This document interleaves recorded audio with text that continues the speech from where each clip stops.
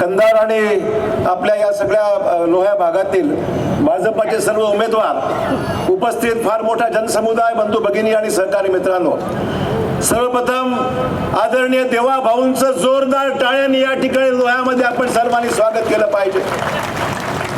आणि मित्र, लक्षात ठेवा, हे स्वागत शेवटी फक्त टाळ्यांनी नव्हे तर या निवडणुकीमध्ये भाजपाचे सर्वच्या सर्व उमेदवार निवडून आणून त्यांचा सत्कार देवा भाऊंच्या हस्ते या ठिकाणी आपल्याला करायचं. हे खरं स्वागत आपलं राहणार आहे. देवा भाऊंच्या नेतृत्वाखाली महाराष्ट्र जबरदस्त आगे कूच करत आहे. पुढे चाललोय आपण, वेगाने पुढे चाललोय. आणि त्यामुळे महाराष्ट्रातल्या विकासाच्या स्पीड ब्रेकरला आपल्याला उखडून टाकलं पाहिजे, कामं झाली पाहिजे. सकारात्मक भूमिकेतून ते माननीय मुख्यमंत्र्यांचं अभिनंदन करतो की आज राज्यात फिरत असताना युतीचं आमचं सरकार आहे, आम्हाला मान्य आहे, पण कोणावरही टीकेची आम्ही झोड उठवली नाही. सकारात्मक पॉझिटिव्ह भूमिका घेऊन काम करण्याची आमची धारणा आहे आणि राहणार आहे. मित्रांनो, शिव्या देऊन, टीका टिप्पणी करून, कुरघोडी करून राजकारण किंवा विकास होत नसतो. तर काम करून पॉझिटिव्ह, सकारात्मक, आपल्या देशाचं एवढं हिमालय एवढं मोठं नेतृत्व आपल्याकडे आहे. सन्मान्य देशाचे विकसित भारताचे शिल्पकार आदरणीय मोदी साहेबांच्या नेतृत्वाखाली आम्ही या देशाचा आगेकूच होताना पाहत आहोत. एक धाडसी नेतृत्व मोदी साहेबांचं आहे. राज्यामध्ये विकसित भारताबरोबर विकसित महाराष्ट्राची संकल्पना ज्या देवा भाऊंनी, देवेंद्र फडणवीसांनी मांडलेली आहे, तो शाश्वत विकास आम्हाला जर करायचा असेल तर विकसित महाराष्ट्रामध्ये विकसित मराठवाडा आहे. आणि विकसित मराठवाड्यामध्ये सुद्धा विकसित नांदेड, आणि विकसित नांदेड बरोबर विकसित लोहा कंधार सुद्धा समावेश आहे. हे आपण या ठिकाणी समजून घेतलं पाहिजे. आणि म्हणून हे काम केंद्रात सरकार आपलं आहे, राज्यात आपलं सरकार आहे. मग नगरपालिका दुसऱ्या तिसऱ्याच्या हातून देऊन आपल्याला आपलं काही नुकसान करायचं आहे का? काम करायचे, पैसा लागतो. आणि तिजोरीचं नियंत्रण, लक्षात ठेवा, नियंत्रणाचा अर्थ आहे कंट्रोल. तिजोरीचा कंट्रोल देवेंद्र फडणवीस साहेबांच्या हातामध्ये मुख्यमंत्री या नात्याने आहे. ही तिजोरी राज्याच्या कल्याणकारी कार्यक्रमाकरता, सामान्य माणसाकरता ही तिजोरीतला पैसा वापरला गेला पाहिजे. आणि मला 100% खात्री आहे की देवा भाऊ आपल्या भागातल्या कामाकरता पैशाची कमतरता ती ठळू देणार नाही. जेवढा पैसा लोह्याच्या विकासाकरता, जेवढा पैसा कंधारच्या विकासाकरता लागणार आहे, तो सगळा पैसा विकासात्मक कामाकरता देवा भाऊंच्या माध्यमातून निश्चित होणार आहे. कामं चांगली झाली.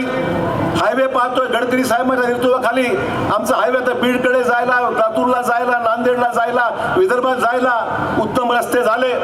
रेल्वेचं जाळं वाढत चाललेलं आहे. मी देवाभाऊंना फक्त आठवण करून देईन की आपण चांगला निर्णय घेतला. लातूरच्या रेल्वे करण्याकरता आपण 50% निधी द्यायचं मान्य केलंय. तो प्रकल्प असो, बिदरचा प्रकल्प असो रेल्वेचा, त्या दोन्ही प्रकल्प आपण 50% पैसे आपण द्यायचं मान्य केलेलं आहे. दोन्ही मिळून 12-15 हजार कोटीचे खर्च आहे. मी सांगेन आगामी 5 वर्षामध्ये रेल्वेचे प्रकल्प मार्गी लागले तर मराठवाड्याची कनेक्टिव्हिटी वाढणार आहे. मराठवाड्यामध्ये मोठ्या प्रमाणावर रोजगार वाढणार आहे, पर्यटन वाढणार आहे. या सगळ्या कामाकरता आपण मदत करतच आहात, पण आगामी काळामध्ये सुद्धा या कामाकरता आपल्याला भरपूर मदत करावी लागणार आहे. आणि आज आपण पाहतोय की आपला समृद्धी महामार्ग नांदेड जालना, देवा भाऊंनी पैसा भरपूर दिलेला, त्या कामाला आता गती मिळालेली आहे. मुंबईला पोचायला थेट आपल्याला 6 तास, संभाजी मार्गे, नगर मार्गे मुंबईला पोचायला 6 तास. मुंबईची विमानसेवा लवकर त्यांच्या मदतीमुळे नांदेड आता एक पर्यटनाचं केंद्र उभारत आहे. आणि नांदेड कडून जवळपास 6 ते 7 विमानं आज सर्वत्र देशामध्ये जाऊ लागलेली आहेत. आणि त्यामुळे आपला हा विकास निरंतर गेलाच पाहिजे. रस्ते, नाल्या वगैरे होत राहतील, पण व्यापक विचार करून गावामधले विकासाचे जे मोठे प्रश्न आहेत, उद्योगीकरणाचे जे विषय आहेत, गुंतवणुकीचे प्रश्न आहेत, रोजगाराचे विषय आहेत, हे सगळे विषय आपल्याला मोठ्या प्रमाणावर या ठिकाणी मराठवाड्यातल्या अनेक तालुक्यामध्ये आणले पाहिजेत. आणि म्हणून आज मुख्यमंत्र्यांचा दौरा उदगीरला झाला, आता नांदेडमध्ये, आज लोह्यामध्ये, इथून हिंगोलीला जाणार आहेत. आज मराठवाडा पिंजून काढण्याचं काम आमचे नेते या ठिकाणी फडणवीस साहेब करत आहे. मी त्यांचे आभार मानेन की जिल्हा बँकेमध्ये सुद्धा नोकरी सामान्य माणसाला मिळाली पाहिजे.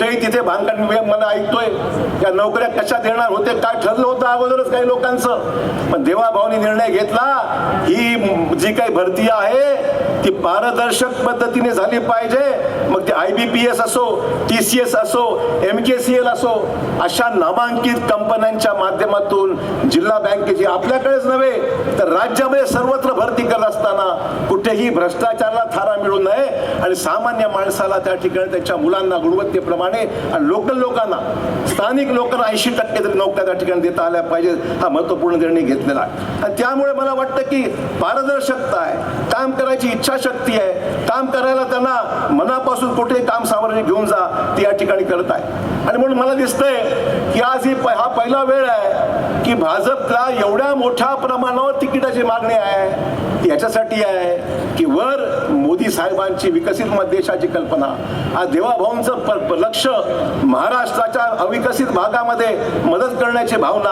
आणि म्हणून मला खात्री आहे की आगामी काळामध्ये लातूर लोकसभा मतदारसंघ, मागच्या वेळेस जो आमचा लोहा मतदारसंघ साधारण 2800 मतांनी मागे होता, आता यावेळेस 50,000 पेक्षा जास्त मताधिक्याने आपण लातूर आणि नांदेड दोन्ही मतदारसंघ चांगल्या निवडू शकतो. एवढी क्षमता आणि ताकद की तुम्ही निर्माण करायचे मित्र. करायचं असेल तर इकडे तिकडे पाहू नका.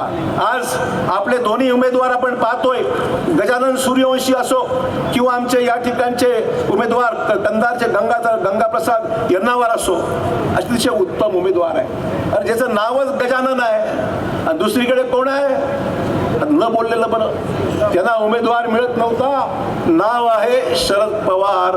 आता शरद पवार आणि विश्वासार्हतेचा काही संबंध आहे का? काहीच नाही. शरद पवार आणि विश्वासार्हतेचा संबंध नाही. ते आपल्या गावाचा विकासात काय करू शकणार?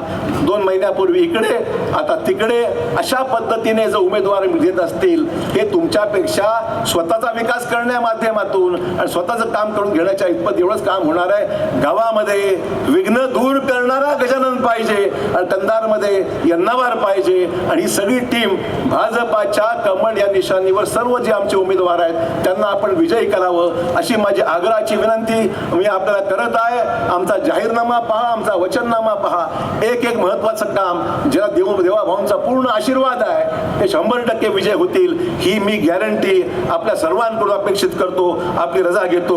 जय हिंद, जय महाराष्ट्र. आमदार तुषार राठोड सुद्धा बाजूला, त्यांचंही मी या ठिकाणी स्वागत करतो.